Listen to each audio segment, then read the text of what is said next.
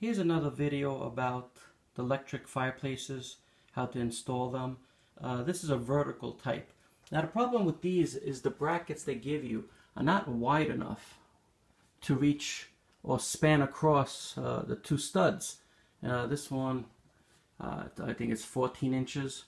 So the best way to do this, I would not rely on those anchors they give you. Let me show you what they give you. These little guys here.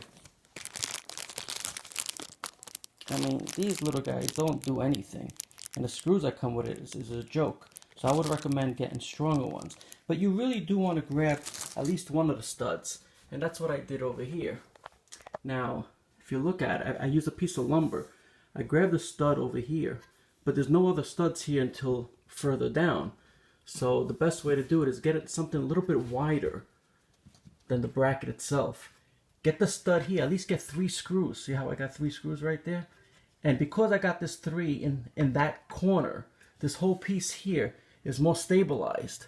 It like the weight on this side will not go down because you got leverage on these 3 screws here.